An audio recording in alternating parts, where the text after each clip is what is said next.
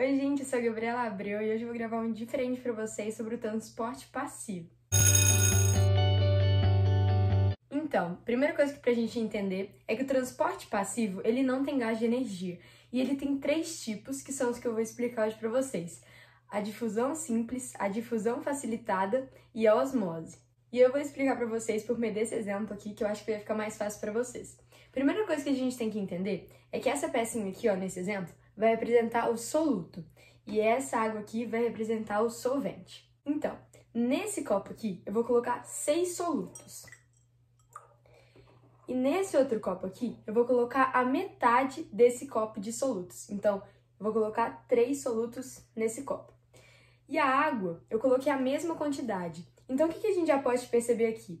Esse copo que tem os solutos verdes, ele é mais denso do que o outro, porque a quantidade de água é a mesma e os solutos são o dobro desse daqui.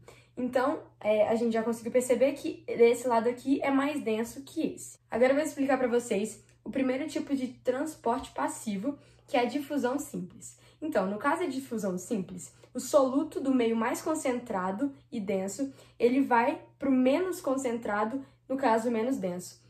Então, se acontecesse uma difusão simples aqui nesses copos, alguns solutos desse copo aqui, que é o mais denso, ele se transportaria para o menos denso e o menos concentrado, até ter um equilíbrio e a densidade desses copos ficar igual. O próximo tipo de transporte é a difusão facilitada, que é exatamente a mesma coisa da difusão simples, só que ela facilita, porque é como se esse vidro aqui do copo fosse, vamos supor, uma membrana.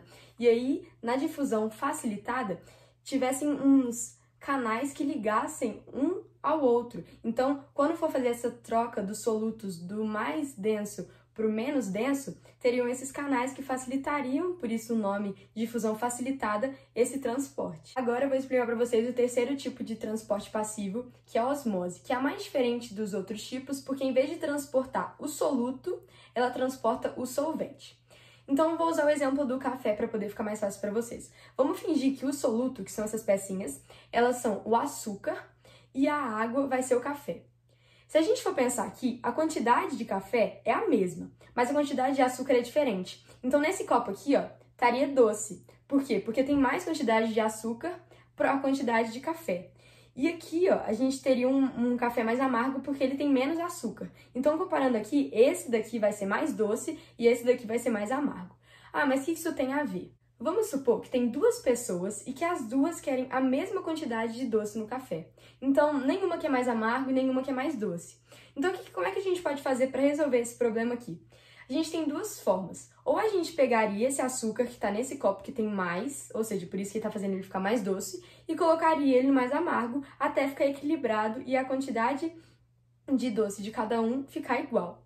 Que é no caso da difusão simples e na difusão facilitada, que é onde pega o soluto, que no caso do exemplo é o açúcar, e passa para o outro lado até ficar equilibrado. E aí a outra forma de resolver esse problema é no caso a osmose, que em vez de a gente mexer no açúcar, a gente vai mexer no café.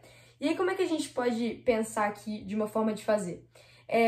A gente pegou o açúcar que está aqui e passou para cá. Mas se a gente pegar o restinho do café que está aqui e pôr para cá, a quantidade de café aqui vai subir.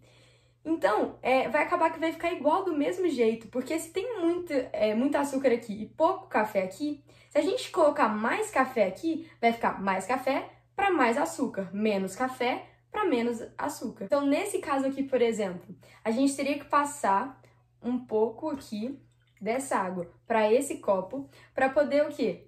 Essa quantidade de água ficar da mesma concentração dessa quantidade de água por causa de quê? Por causa dos solutos. Porque em uma tem menos e na outra tem mais. Então, para poder ficar igual, na que tem menos tem que ter menos água. Na que tem mais tem que ter mais água. E agora a concentração dessas aqui não ficou certinho porque eu não fiz uma conta.